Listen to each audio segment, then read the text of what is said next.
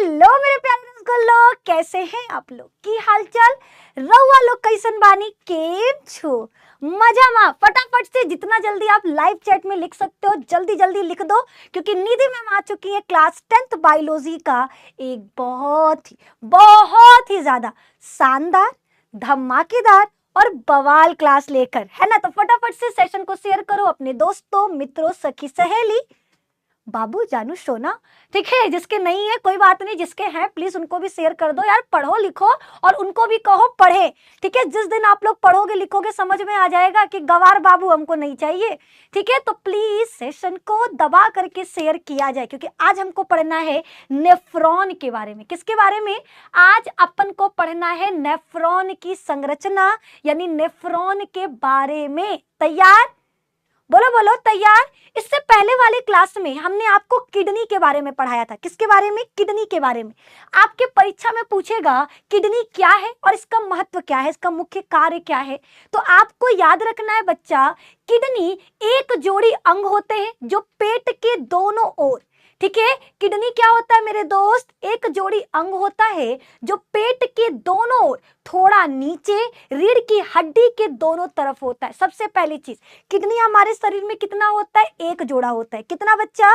Kidney हमारे शरीर में एक जोड़ा होता है जो पेट के दोनों ओर, लेकिन कहां पर? रीढ़ की हड्डी की तरफ, ठीक है? जो पेट में यानी हमारे उदर भाग में रीढ़ की हड्डी के दोनों तरफ स्थित होता है, ठीक है? इसका मुख्य काम क्या है? शरीर को, खून को साफ करना, ठीक है? अगर खून में जितने भी हमारे क्या है गंदे पदार्थ हैं जो हमारे किसी काम के नहीं, ठीक है, उनको क्या करना? शरीर से बाहर निकालना। ये किसका काम होता है? तो मेरे दोस्त किडनी का काम होता है। और इतना ही नहीं, किडनी का एक और काम है कि अतिरिक्त जल को, अगर हमारे शरीर में ज्यादा पानी है, ठीक है, एक्स्ट्रा पानी है, तो उसको मूत्र बना करके शरीर से बाहर निकालना। ये शरीर के पानी, नमक और खून के पीएच को भी बैलेंस करता है। ये क्या क्या करेगा? तो याद रखना, ये हमारे शरीर में पानी, नमक और खून, इसके पीएच को संतुलित बनाए रखने का भी कार्य करता है। तो अगर आपके परीक्षा में आया किडनी क्या है तो लिख लोगे? बताओ बताओ, लिख लोगे किडनी क्या है? किडनी हमारे मानव के शरीर में, तो सभी जंतुओं में होता है, तो लिखना किडनी जीवों के शरीर में पाए जाने वाला एक जोड़ी अंग होता है जो उदर भाग में रीढ़ की हड्डी के दोनों तरफ स्थित होता है। इनका मुख्य काम शरीर के खून को साफ करना, शरीर के हानिकारक पदार्थों को बाहर निकालना, अतिरिक्त पानी को मूत्र में बदलना और साथ ही शरीर में पानी, नमक और पीएच की मात्रा को बैलेंस रखने का काम करता है, ठीक है? ये सेम के बीच के आकार का होता है, ये संख्या में 2 होता है, ठीक है? किडनी के 2 भाग होते हैं, बाहरी भाग को कॉर्टेक्स कहते हैं, अंदर वाले भाग को मेडुला कहते हैं। किडनी 10 लाख नेफ्रॉन से मिलकर बना होता है, इसीलिए नेफ्रॉन को किडनी की संरचनात्मक और क्रियात्मक इकाई कहते हैं। जैसे दीवार का निर्माण ईंटों से होता है, शरीर का निर्माण कोशिकाओं से होता है, वैसे ही किडनी का निर्माण नेफ्रॉन से होता है। इसीलिए किडनी के अध्ययन को नेफ्रोलॉजी कहते हैं और किडनी के डॉक्टर को नेफ्रोलॉजिस्ट कहते हैं। तो ये चीज आपको याद रखना है। अब हमको वही नेफ्रॉन के बारे में ही पढ़ना है।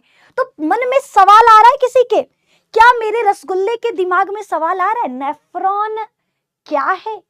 क्या कोई सोच रहा है नेफ्रॉन किसे कहते हैं? जरा बताओ तो, बोलो बोल। ए भैया, आपस में बतिया काहे रहे हो जी तुम लोग, और न शेयर कर रहे हो न लाइक कर रहे हो, का कंजूसी है ये? ओ मेरे रसगुल्लो, थोड़ा लाइक का बटन दबा दो, शेयर को भी क्लिक कर दो और अपने सारे के सारे ग्रुप में, अपने सारे के सारे दोस्तों तक वीडियो को पहुंचा दीजिए, ठीक है? तो प्लीज सबसे पहले शेयर का बटन दबाओ और जो लोग आ चुके हैं वो लोग लाइक कर दे। अगर कोई नया नया मेरा प्यारा रसगुल्ला आया है तो भैया सब्सक्राइब कर लो, क्योंकि क्यों पड़े हो चक्कर में, कोई नहीं है निधि मैम के टक्कर में, ठीक है? तो फ्री में सबसे बेस्ट कंटेंट अगर साइंस का कोई देगा 10th के स्टूडेंट को तो वो निधि मैम देंगी। फिजिक्स, केमिस्ट्री, बायोलॉजी तीनों का जिम्मा हमने उठा लिया। बेस्ट कंटेंट आपको इस चैनल पर हम प्रोवाइड करेंगे। नेफ्रॉन क्या है? तो याद रखना, नेफ्रॉन किडनी का सबसे छोटा कार्य करने वाला हिस्सा है। हर किडनी में 10 लाख 1 मिलियन नेफ्रॉन होते हैं।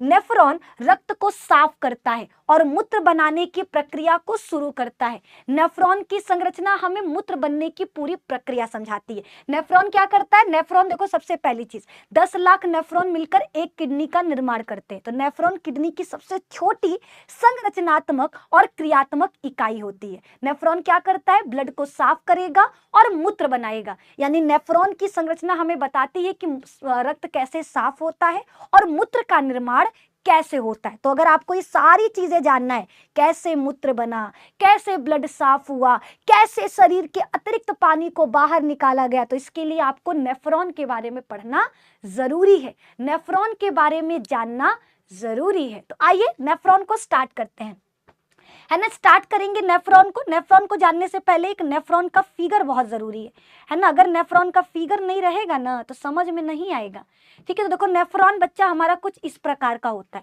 है ना। नेफ्रॉन हमारा कुछ इस प्रकार का होता है। ये हमारा नेफ्रॉन है। क्या है? ये हमारा नेफ्रॉन है, ठीक है। इसी की तरह जब 10 लाख मिलते हैं तो किडनी का निर्माण होता है। किसका निर्माण होता है? किडनी का निर्माण होता है। तो एक चीज समझो, पहले कुछ चीजें आपको बता दें नेफ्रॉन के बारे में। नेफ्रॉन नलिका होता है, लेकिन इसमें 2 बहुत महत्वपूर्ण अंग है। एक तो ये देखो, ये कटोरा की तरह, इस तरह से कप की तरह होगा, और इसके अंदर कोशिकाओं का गुच्छा होता है। इस तरह से रक्त वाहिनियां होती हैं, इस तरह से, ठीक है। और ये आपका इस तरह से नलिकाएं, कुंडलित नलिकाएं कुंडल के समान ऐसे फैली होती हैं, ठीक है। तो देखो, हमारा नेफ्रॉन कुछ इस प्रकार का आपको देखने को मिलेगा। नागिन लग रहा है ना, नागिन, मैं नागिन नागिन नागिन डांस नचड़ा, ठीक है। तो नागिन में आपको देखो 10th लेवल में, ज्यादा नहीं डिटेल में जाना है आपको, क्या क्या चीजें याद रखना है। ये जो कोशिकाओं का गुच्छा दिखाई दे रहा ना, ये कोशिकाओं का जो गुच्छा दिखाई दे रहा ना, दिख रहा है कि नहीं दिख रहा है ना। इसको कोशिका गुच्छ कहते हैं। इसे क्या कहते हैं? कोशिका गुच्छ। यही खून को साफ करेगा, यही आपका खून को साफ करता है। और इसके चारों तरफ जो कप जैसा आकार दिखाई दे रहा है, इसे कहते हैं बोमेन संपुट, बोमेन संपुट। और ये कुंडलित नलिका, इनका नाम आगे पढ़ लेंगे, है ना। तो देखो, ये 3 चीजें हमको याद रखना है। नेफ्रॉन में सबसे इंपॉर्टेंट देखो, ये कोशिका का गुच्छा, यही खून को साफ करता है। हमारे शरीर में जितना भी खून है, जैसे खाना पचाया, ठीक है, जब हमारा खाना पचता है तो पचा करके उसमें से कार्बोहाइड्रेट, विटामिन और ग्लूकोज और क्या, प्रोटीन, ये सारी चीजें बनती है ना। तो हमारा शरीर क्या करता है? हमारा पाचन तंत्र उन सब चीजों को ब्लड में भेज देता है। ब्लड में बहुत सारे तरह के पदार्थ होते, बहुत सारे तरह के पदार्थ होते। कुछ हमारे लिए फायदेमंद है, कुछ हमारे लिए लाभकारी हैं, लेकिन कुछ हमारे लिए नुकसानदेह भी हैं, है ना। कुछ ऐसे हमारे ब्लड में तत्व हैं जिनका कोई काम नहीं है, जो हमारे शरीर के लिए खतरा है। तो हमारा जो ब्लड होता है, पूरा शरीर का ब्लड क्या होगा? एकदम भैया, गंदा खून लेकर कौन आता है आपको पता है? गंदा खून लेकर कौन आता है? याद है, धमनी सिरा पढ़ाए थे ना। हमारा खून जिसमें बहता है हम उसको रक्त वाहिनी कहते हैं। क्या कहते हैं? रक्त वाहिनी कहते हैं। तो हमारा कौन सा वाहिनी गंदा खून लेकर आता है? सिरा, ठीक है। सिरा का काम क्या होता है? पूरे शरीर से गंदे खून को दिल में या किडनी में ले जाना, ठीक है। तो सिरा क्या करती है? हमारे शरीर में जितना भी गंदा खून है, ठीक है, उन सबको कहाँ लेकर आएगी? किडनी में। किडनी से हमारे नेफ्रॉन, नेफ्रॉन के कहाँ पर?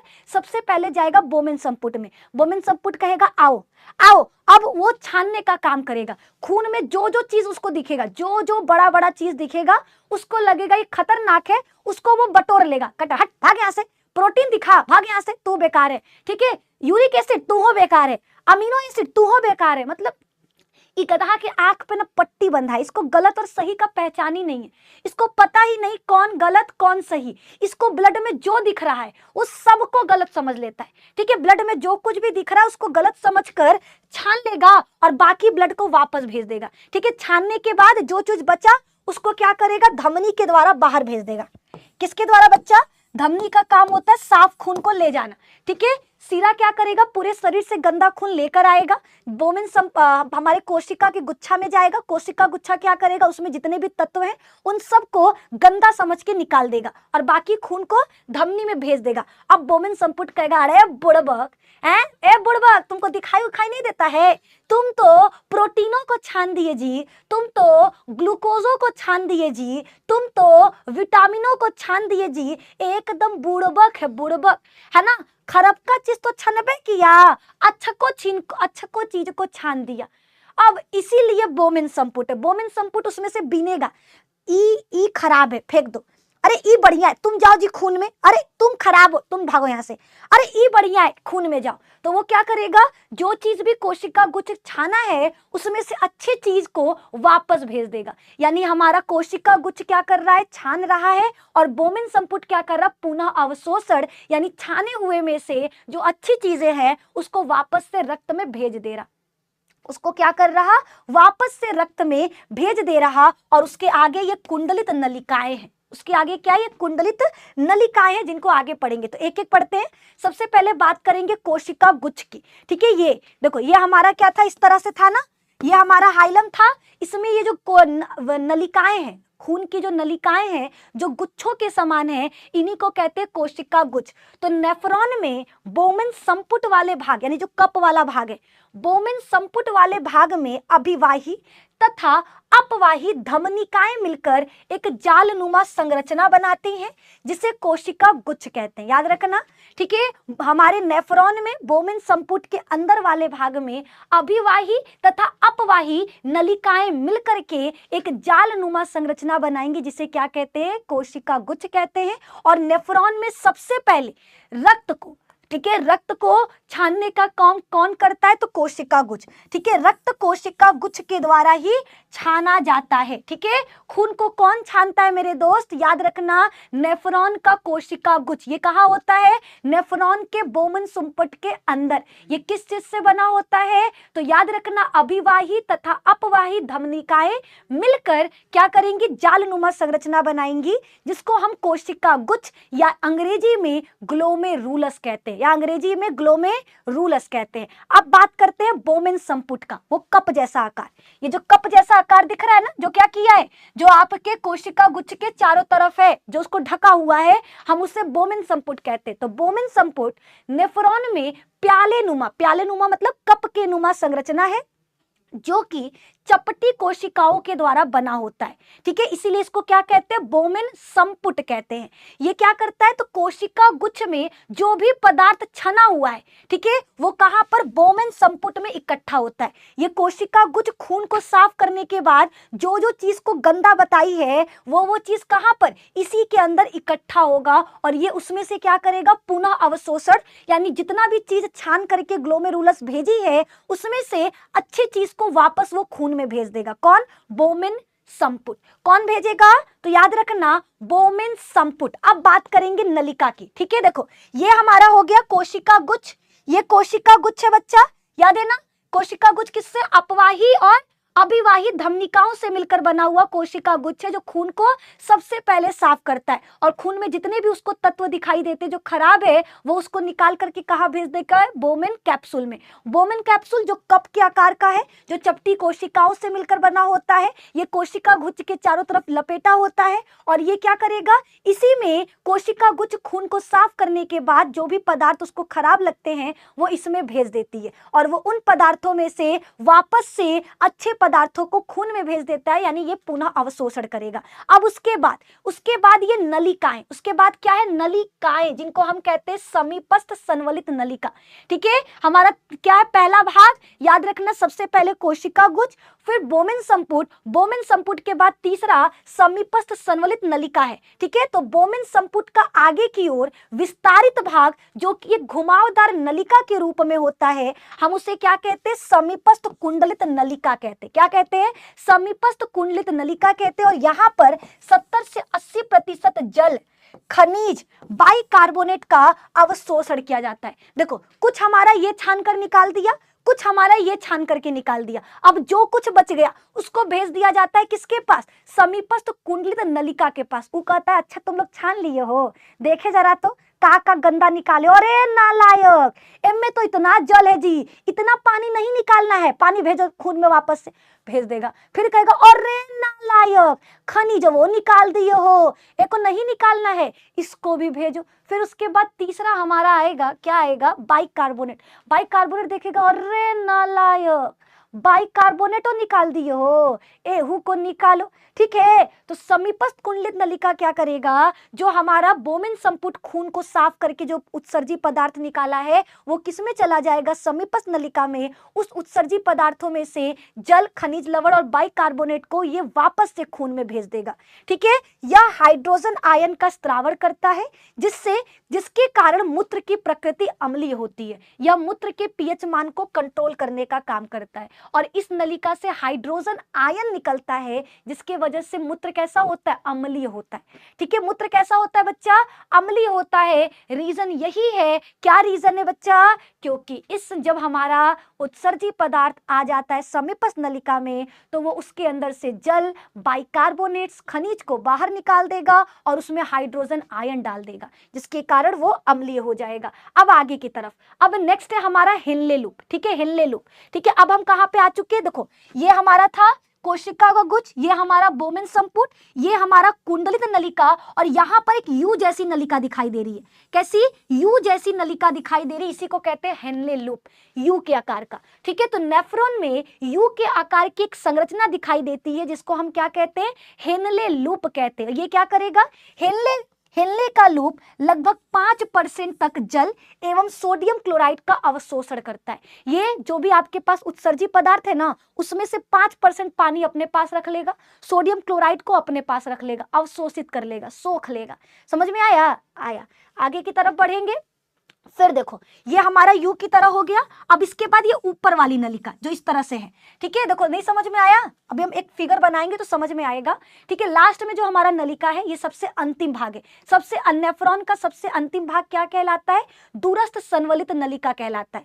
नेफ्रॉन का अंतिम भाग जो संग्राहक नलिका से जुड़ा होता है दूरस्थ संवलित नलिका कहलाता है। यह लगभग 20% तक पानी, सोडियम क्लोराइड, हाइड्रोजन कार्बोनेट अवशोषण का कार्य पूर्ण करता है। ये जो भी चीज आप खराब बताए हो, उत्सर्जी पदार्थ बताए हो, उसमें से 20% तक पानी, सोडियम क्लोराइड, ठीक है, HCO3, इन सब का क्या कर लेगा, वापस से अवशोषण कर लेगा और कहेगा अब आगे की तरफ जाओ, अब आगे की तरफ जाओ। ठीक है, अब देखो हमने कहा था इसमें दो तरह की धमनी है, अभिवाही और अपवाही। कुछ बच्चों के मन में सवाल होगा मैम ये है क्या, ये है क्या, तो देखो अभिवाही का मतलब है ये रक्त को कोशिका गुच्छा में पहुंचाती है और अपवाही का मतलब है वो नलिका जो कोशिका गुच्छ से रक्त को वापस लेकर जाती है, उसे क्या कहते हैं, अपवाही धमनिका। ठीक है, तो अभिवाही और अपवाही ये दोनों आपको समझ में आई होप आ गया हो, नहीं आया तो बताओ। ठीक है, एक है संग्रह नलिका। संग्रह नलिका क्या है, तो जो अंत में मूत्रवाहिनी से जुड़ा होता है, मानव नेफ्रॉन में रक्त में मौजूद जितने भी अपशिष्ट पदार्थ हैं उनको मूत्र के रूप में निकालने में मदद करता है, उसे संग्रह नलिका कहते हैं। अब हम समझते हैं कि हमने क्या क्या चीजें कहा। हमने कहा सबसे पहले हमारी दो तरह की नलिकाएं, एक जो खून लेकर आ रही है और एक जो खून लेकर जा रही है। ठीक है, एक लेकर आती और एक लेकर जाती। जो लेकर आ रही है उसे अभिवाही कहते हैं, है ना, लेकर आने वाले को अभिवाही कहते हैं। हाँ, अभिवाही।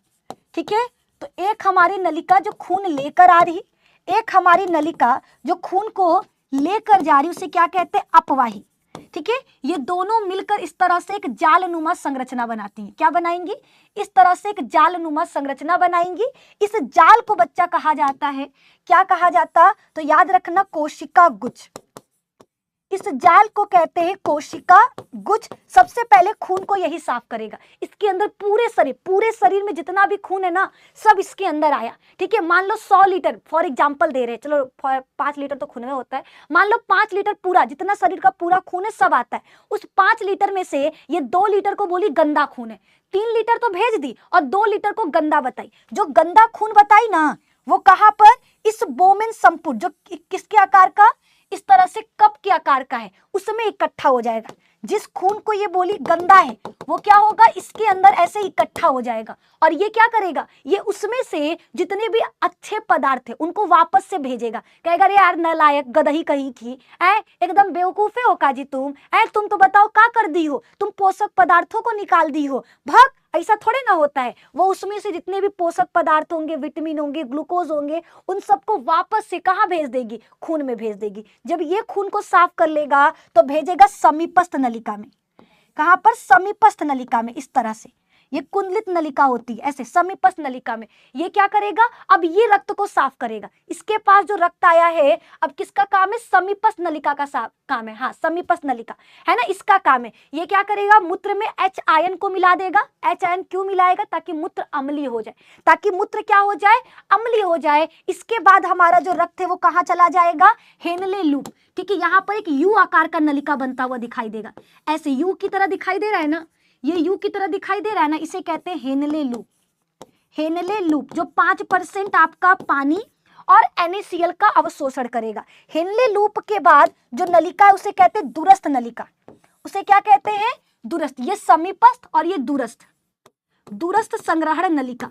ठीक है, दूरस्थ संग्रहण नलिका यही नाम है, हाँ जी, दूरस्थ संग्रहण नलिका जो भी बोल लो। ठीक है, ये हमारा हो गया कंप्लीट, ये पूरा हमारे नेफ्रॉन की संरचना है। ठीक है, इसके बाद जो भी खून जो भी आपका निकाले उत्सर्जी पदार्थ वो सब कहाँ जाएगा, मूत्रवाहिनी में। मूत्रवाहिनी से मूत्राशय में स्टोर होगा। यहाँ पर मूत्र क्या हो गया, स्टोर हो गया।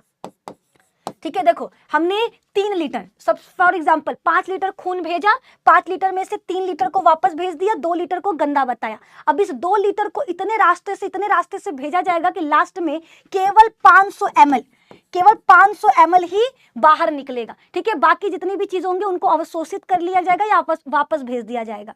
हमारा जो ये कोशिका का गुच्छा है ये पूरे शरीर के खून को साफ करता है। साफ करने के बाद ये क्या करेगा, जो भी गंदगी को, जिसको गंदगी बोल रहा है उसको कहाँ भेज देगा, बोमेन संपुट में। बोमेन संपुट उस गंदगी में से कुछ गंदगी को निकाल लेगा। फिर हमारा ये जो कौन सा समीपस्थ नलिका था, इसका नाम नहीं लिखे, समीपस्थ जो नलिका था ये आधा अपने अंदर रख लेगा। ठीक है, फिर हेनले लूप कुछ अपने अंदर रख लेगा, फिर दूरस्थ कुछ अपने अंदर रख लेगा। लास्ट में केवल 500 ml तक बचेगा, जिसको हम मूत्र कहते हैं, जो फिर मूत्र मार्ग के द्वारा क्या होगा, बाहर निकल जाएगा, जो आगे चलकर मूत्र मार्ग के द्वारा बाहर निकल जाएगा। ये आपको याद रखना। ये पूरा नेफ्रॉन की संरचना एकदम आसान शब्दों में बताएं, एक एक चीज। अगर नहीं समझ में आया ना, बहुत दुख की बात है, क्योंकि एकदम सरल शब्दों का इस्तेमाल किए हैं मेरे दोस्त, एकदम आसान शब्दों में हमने बता दिया नेफ्रॉन क्या है। तो हमारा जो किडनी होता है, जो सेम के बीच के आकार का होता है, ये संख्या में 2 होता है, जो उदर भाग में रीढ़ की हड्डी के दोनों तरफ स्थित होता है। मेरे दोस्त याद रखना, क्या याद रखना आप, कि ये 10 लाख नेफ्रॉन से मिलकर बना होता है। कितने, 10 लाख नेफ्रॉन से। और नेफ्रॉन की संरचना कुछ इस प्रकार की होती है। ठीक है, नेफ्रॉन की संरचना कुछ इस प्रकार की होती है। इसमें क्या क्या होगा, कोशिका का गुच्छ होगा, बोमेन संपुट होगा, समीपस्थ कुंडलित नलिका होगा, हेनले लूप होगा, दूरस्थ संग्रहित नलिका होगा, और लास्ट में मूत्रवाहिनी के द्वारा जो भी हमारा गंदा खून निकला है उसको कहाँ भेज दिया जाएगा, तो याद रखना, सॉरी गंदा खून, जितनी भी गंदगी निकली, अपशिष्ट पदार्थ निकला है उसको भेज दिया जाएगा मूत्राशय में। उसको कहाँ पर, मूत्राशय में भेज दिया जाएगा, जो मूत्र मार्ग से बाहर निकल जाएगा, जो मूत्र मार्ग से क्या होगा, बाहर निकल जाएगा। ये आपको याद रखना है। चलो आगे की तरफ बढ़ते हैं। अब जानते हैं मूत्रवाहिनी क्या। हमने कहा ना, हमने क्या कहा, लास्ट का जो हमारा दूरस्थ संग्रहित नलिका है ये उत्सर्जी पदार्थों को साफ करने के बाद जो कुछ भी बच जाता है वो कहाँ भेज देता है, मूत्रवाहिनी में।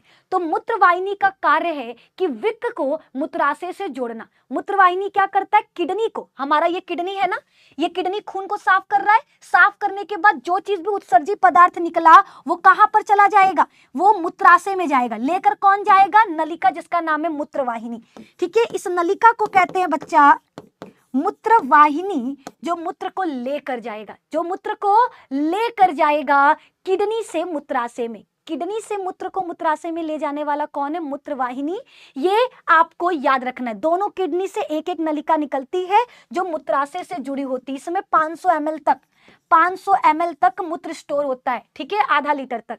ठीक है, मूत्रवाहिनी चिकनी होती है, पेशीय तंतु से बनने वाली नलिका होती है जो मूत्र को गुर्दे से मूत्राशय तक ले जाती है। ये आमतौर पर 25 से 30 सेंटीमीटर, ये कितने की होती है, तो याद रखना इसकी लंबाई 25 से 30 सेंटीमीटर तक होता है। कितना, 25 से 30 सेंटीमीटर तक इस नलिका की लंबाई होती है। किसकी, मूत्रवाहिनी की। समझ में आ रहा है कि नहीं? अरे बच्चे समझ में आ रहा है तो संख्या क्यों कम कर रहे हो?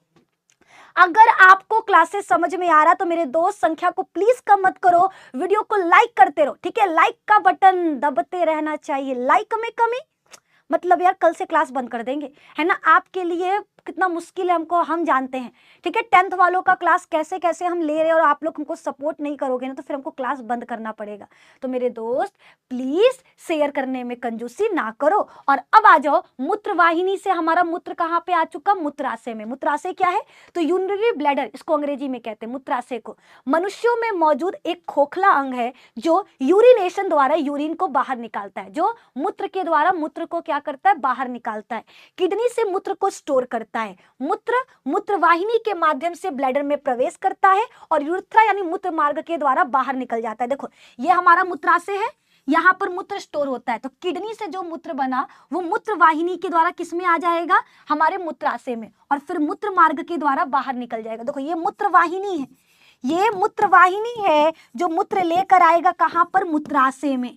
कहाँ पर, मूत्राशय में। और निकलता किससे है, मूत्र मार्ग द्वारा, ठीक है। मूत्र मार्ग द्वारा ये बाहर निकल जाएगा फिर, ठीक है। तो 3 चीजें याद रखना, मूत्र ज्यादा हो रहा है तो इसलिए कंफ्यूजन ना हो। मूत्रवाहिनी 25 से 30 सेंटीमीटर लंबी नलिका जो किडनी से गंदे पानी को या फिर अपशिष्ट पदार्थ को मूत्राशय में स्टोर करती है। मूत्राशय एक खोखला थैलीनुमा संरचना जो नाशपाती के आकार का होता है, इसी में हमारा क्या होगा, मूत्र स्टोर होगा, ठीक है। यहीं पर मूत्र स्टोर होगा लगभग 500 ml तक, ठीक है। लगभग 500 ml तक मूत्र यहाँ पर स्टोर होगा जो मूत्र मार्ग द्वारा बाहर निकल जाता है, ठीक है। ये आपको याद रखना है।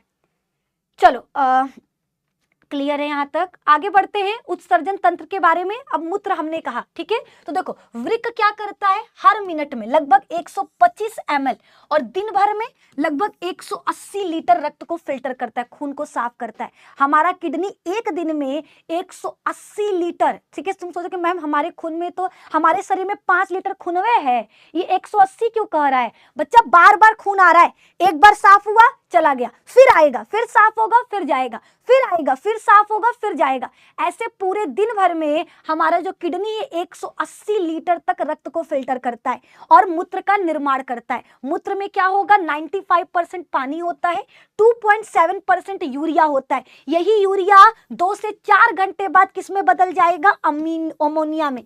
किसमें बदल जाएगा, अमोनिया में। और अमोनिया हमारे लिए बहुत खतरनाक है, इसीलिए कहते लोग ना कि टॉयलेट जैसे ही लगे तुरंत जाकर क्या करना है, तुरंत कर लेना है। रीजन क्या है कि अगर आप रोक रहे हो, अगर आप वॉशरूम को क्या कर रहे हो, रोक रहे हो, लंबे समय तक टॉयलेट नहीं जा रहे हो, तो वहां पर जो यूरिया है ना वो अमोनिया में बदल जाएगा, और अमोनिया में बदल गया तो आपको हो जाएगा पथरी, ठीक है। वो क्या हो जाएगा, पथरी हो जाएगा, और फिर आपको वही दिक्कत होगा, फिर कहोगे कि परेशानी पर, फिर पैकेट लगाना पड़ जाता है, ठीक है, टॉयलेट के लिए। तो बहुत दिक्कत है, बहुत प्रॉब्लम है। अगर आप चाहते हो कि जिंदगी सही रहे, ठीक है, जिंदगी सवार दूं, एक नई बहार दूं, तो भैया जब भी आपको वॉशरूम लगे आप तुरंत भाग जाओ, इससे पहले कि पथरी वथरी का कोई टेंशन हो जाए, ठीक है। तो जल, मूत्र में जल कितना होता है, 95%। यूरिया कितना होता है, 2.7%।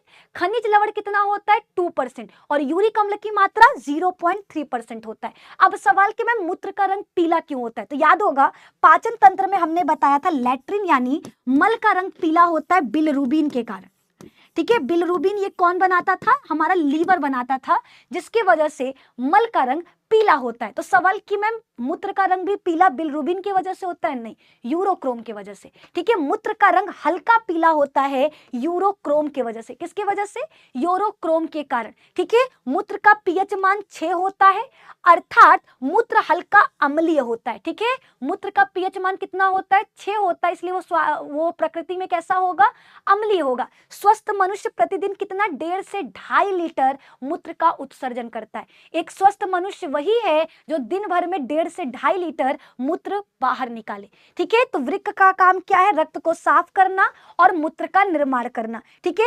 एक किडनी दिन भर में कितना लीटर खून साफ करता है, 180 लीटर तक, ठीक है, 180 लीटर तक। और एक व्यक्ति एक दिन में कितना मूत्र बाहर निकालता है, 1.5 से 2.5 लीटर। मूत्र में क्या होता है, 95% तक पानी, 2.7% तक यूरिया, ठीक है, 2% तक खनिज लवण और यूरिक अम्ल 0.3%, ठीक है। हमारा जो मूत्र है वो इतना गंदा क्यों महकता है, तो देखो स्टार्टिंग में आपको वो नहीं महक मिलेगा, लेकिन कुछ समय बाद वो महक आने लगता है। तो रीजन है उसका यूरिया अमोनिया में बदल चुका होता है, ठीक है। यूरिया जैसे ही अमोनिया में बदलेगा मूत्र में बहुत गंदा स्मेल आना शुरू हो जाएगा। तो रीजन यही है, ये आपको याद रखना है। चलो बढ़ते हैं आगे की तरफ, आगे आ जाओ। उत्सर्जन तंत्र, ठीक है, वृक्क में बनने वाली पथरी। अब हमें देखो रोग जानना है, वृक्क में कौन कौन सा रोग होता है। तो किडनी में बनने वाली पथरी उसको क्या कहते हैं, कैल्शियम ऑक्सालेट की बनी होती है, ठीक है। लोग कहते हैं किडनी में पथरी हो गया, किडनी में स्टोन हो गया है, तो रीजन क्या है कि वृक्क में जो पथरी होता है वो किससे बनता है, कैल्शियम ऑक्सालेट की बनी होती है। कैल्शियम ऑक्सालेट क्या क्या बनता है, वृक्क में पथरी बनता है। जब वृक्क ठीक से कार्य करना बंद कर देता है तब रक्त से अपशिष्ट उत्पाद और अतिरिक्त तरल पदार्थों को निकालने के लिए डायलिसिस प्रक्रिया का उपयोग किया जाता है। याद रखना, अगर आपका एक किडनी सही है तो आप ठीक हो, अगर एक किडनी भी सही है तो आप जिंदगी जी लोगे, लेकिन अगर आपका दोनों किडनी खराब हो गया तो समझ लो ऊपर जाने का समय आ चुका, ठीक है। क्योंकि दोनों किडनी खराब हो गया तो फिर खून को साफ कौन करेगा, और खून भैया हर मिनट में साफ होता है, हर मिनट में, पूरे दिन भर में 180 लीटर खून को साफ करना होता है। तो अगर दोनों किडनी खराब हो जाए तो मशीन के द्वारा खून को साफ किया जाता है, जिसे डायलिसिस प्रक्रिया कहा जाता है। डायलिसिस एक उपचार है जिसमें मशीन का उपयोग करके रक्त को फिल्टर और शुद्ध किया जाता है। खून को क्या करते हैं, फिल्टर और शुद्ध करते हैं। इसमें आपके शरीर से पूरा खून निकाला जाएगा, फिर उसको साफ किया जाएगा और फिर उसको वापस डाला जाएगा, ठीक है। तो ये प्रक्रिया चलेगा, एक तरफ से खून निकलता जाएगा, साफ होता जाएगा, आपके शरीर में जाता जाएगा। इसी को कहते हैं बच्चा क्या, डायलिसिस, ठीक है, इसी को कहते हैं डायलिसिस। तो देखो आपके परीक्षा में आएगा नेफ्रॉन की संरचना, आराम से आप कर लोगे। नेफ्रॉन में क्या होता है, ग्लोमेरुलस, ये छोटी रक्त वाहिकाओं की गांठ होती है जहां से रक्त का फिल्ट्रेशन होता है, फिल्टर होता है। उसके बाद है हमारा बोमिन कैप्सूल।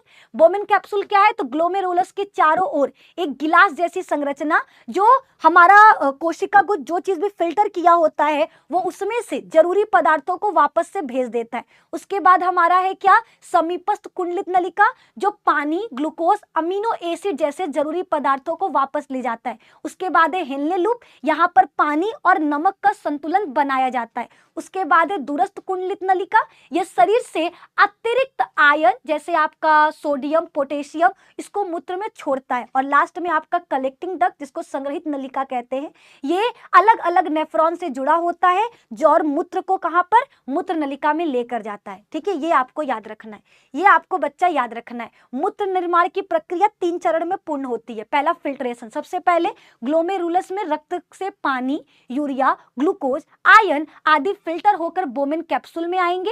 इसमें पानी को प्राथमिक मूत्र कहा जाता है, ठीक है। हमारा मूत्र कैसे बना, सबसे पहले जो कोशिका का गुच्छा है वो खून में से क्या क्या निकाल लेगी, पानी निकाल लेगी, यूरिया निकाल लेगी, ग्लूकोज निकाल लेगी, आयन निकाल लेगी, और उन सबको कहां पर, वो कप जैसी संरचना थी ना जिसको बोमिन कैप्सूल कहते हैं, उसमें भेज देगा। उसमें क्या करेगा, भेज देगा, ठीक है। मूत्र में क्या क्या होता है, तो मूत्र में मुख्यतः 3 चीजें, बहुत सारी चीजें होती हैं। पहला यूरिया, जो प्रोटीन के टूटने से बनने वाला एक विषैला पदार्थ है। दूसरा पानी, ठीक है। तीसरा नमक होता है, आयन होता है जैसे सोडियम, पोटेशियम क्लोराइड, ठीक है। अमोनिया होता है, क्रिएटिनिन होता है, जो शरीर से, क्रिएटिनिन क्या है, तो शरीर से निकलने वाला अतिरिक्त अपशिष्ट, ठीक है। मूत्र का रंग हल्का पीला होता है, ठीक है। पीएच शरीर की स्थिति के अनुसार होता है, ठीक है। हल्का पीला किसके वजह से होता है, यूरोक्रोम के वजह से। याद रखना, मूत्र का रंग हल्का पीला किसके वजह से होता है, यूरोक्रोम के वजह से, यूरोक्रोम के वजह से, है ना। ये आपको बच्चा याद रखना है, यूरोक्रोम के वजह से। क्लियर। आगे की तरफ बढ़ते हैं। किडनी खून को कैसे साफ करती है, किडनी कैसे साफ करेगी, तो किडनी की रक्त वाहिकाएं खून को लगातार ले जाती है। खून में से मौजूद फालतू पानी, विषैले पदार्थ, उन सबको हमारा ग्लोमेरुलस क्या करता है, साफ करके बोमिन कैप्सूल में भेज देता है, ठीक है। आवश्यक पोषक तत्व जैसे ग्लूकोज, अमीनो एसिड वापस से रक्त में भेज दिया जाता है, और बाकी जो कुछ भी बच गया उसे विषैले मूत्र के रूप में कलेक्टिंग डक्ट से गुजारा जाता है, जहां से वो पहुंच जाता है मूत्राशय में। कहां पर, मूत्राशय में। किडनी का ध्यान क्यों रखना है, क्योंकि किडनी शरीर की विषैली पदार्थों को निकालता है, ठीक है। अगर आप जहर खा पिए ना, तो अगर जहर सबसे पहले किडनी में जाता तो हम कभी मरते ही नहीं, क्योंकि किडनी का काम ही यही है कि रक्त में से क्या करना, गंदगी को निकालना। लेकिन जैसे ही आप जहर पीते हो वो हमारे सभी अंगों से होते हुए आती है। जहर मुंह से पिए ना तो वो लीवर वगैरह, अमाशय सबसे मिलते हुए आती है, इसलिए हम लोग मर जाते हैं। अगर डायरेक्ट वो किडनी में जाता तो हम कभी मरते ही नहीं जहर से, ठीक है। तो किडनी क्या कर रहा है, शरीर के विषैले पदार्थों को निकालता है। यदि किडनी खराब हो जाए तो आप भैया नहीं कर पाओगे, ठीक है। इसलिए हमें खूब पानी पीना चाहिए ताकि किडनी सही तरीके से काम कर सके। भैया हम तो घून है यार, हम तो पानी नहीं पीते थे। आज तुम लोगों को पढ़ा कर ना मेरा आंख खुल गया। अब हम पानी पियेंगे, ठीक है। और आप लोग भी मजे का पानी पियो, है ना। दिन भर में कम से कम 3 से 4 लीटर पानी तो भैया दबा कर पियो, क्योंकि 2 से 2.5 लीटर 1.5 से 2.5 लीटर मूत्र भी निकालना है ना। तो इसीलिए पानी ज्यादा से ज्यादा पीजिए ताकि वॉशरूम ज्यादा से ज्यादा करो, और वॉशरूम ज्यादा से ज्यादा करोगे तो किडनी अपना काम आराम से कर पाएगा, ठीक है। तो किडनी हमारे ब्लड प्रेशर को कंट्रोल करता है, नमक की मात्रा को कंट्रोल करता है, ठीक है। तो जंक फूड से भी आपको बचना है, क्योंकि जो जितना ज्यादा गंदगी खाओगे खून को साफ करने में उतना ज्यादा मेहनत लगेगा, और जब हमारा किडनी ज्यादा मेहनत करेगा तो खराब हो ही ना जाएगा। तो जंक फूड आपको नहीं खाना है। जो लड़कियां कलोई सब है ना, मार जाके पिज्जा दबा रही हैं, गोलगप्पा दबा रही है, सब काम नहीं करना है। लड़का लोग आप लोग भी, ठीक है। ये सुरती A1 पान मसाला भैया कुछ भी नहीं खाना है, इन सब चीजों से दूर रहो, ठीक है। ये सब सीधे आपका किडनी लेकर बैठ जाएगा। समझ में आया। तो किडनी को बचाना है तो जंक फूड फालतू चीजों से बचे रहना है, ठीक है। मूत्र संबंधी रोग या संक्रमण पर तुरंत उपचार करें। अगर आपको कहीं पर भी दर्द हो रहा है, जननांगों पर मूत्र करने में प्रॉब्लम हो रहा है, तो तुरंत जांच कराएं, इससे पहले कि ये मामला बढ़ जाए, है ना। कहीं ऐसा ना हो शर्म के चक्कर में जान देना पड़ जाए। तो शर्म को करिए बाय। सबसे पहले अगर कोई भी समस्या आपको होता है जननांगों से संबंधित, मूत्र से संबंधित, मूत्र करने में दिक्कत हो रहा है, वॉशरूम जाने में प्रॉब्लम हो रहा, तो डॉक्टर से तुरंत मिलिए और उसका इलाज कराइए, ताकि अगर कोई बीमारी हो तो सही समय पर उसका इलाज आपको मिल सके। और इस तरह से आज का ये सुपर डुपर क्लास जिसमें हमने आपको पढ़ाया नेफ्रॉन की संरचना, ये पूरा कंप्लीट हो चुका है ना। हमने किडनी पहले पढ़ा चुका, आज हमने नेफ्रॉन पढ़ा दिया, और इस तरह से ये पूरा कंप्लीट होता है। एक छोटा सा क्लास और नेफ्रॉन हो गया। Tata bye bye. तो नेफ्रॉन का डर हुआ खत्म कि नहीं, बताओ। क्या नेफ्रॉन का डर आपका खत्म हो गया? अरे कहाँ जा रहे हो आप लोग, है ना। इतनी जल्दी किस बात की होती है आप लोग यार। ऐसा करोगे तो कल से क्लास नहीं ला रहे, छुट्टी कर देंगे 10th वालों का, ठीक है। तो अगर आप चाहते हो कि निधि मैम की क्लासेस रेगुलर मिलते रहे तो प्लीज शेयर करते रहो, सारे रसगुल्लों तक पहुंचाते रहो। 10th के बच्चे आपकी क्लास में, ऐसा तो है नहीं कि 20-30 बच्चे भी नहीं पढ़ते होंगे, पढ़ते होंगे ना। उनको कहो कि एक बार निधि मैम का क्लास करें। समझ में आया। जौने जौने ग्रुप में जुड़े हो वो ग्रुप में डाल दो, ठीक है। और जाने से पहले वीडियो को लाइक करो। सबसे पहले कंजूसी छोड़िए, वीडियो को लाइक करिए, ठीक है। वीडियो को लाइक करने में कंजूसी नहीं करना है। लाइक का बटन दबाओ, शेयर का बटन दबाओ, और अगर हमारे चैनल पर नए आए तो चैनल को सब्सक्राइब जरूर कर ले। तो आज के लिए सिर्फ इतना ही, मिलेंगे अब आपसे कल। अपना ख्याल रखो, मस्त रहो, निधि मैम की क्लासेस में आते रहो। Bye bye, take care.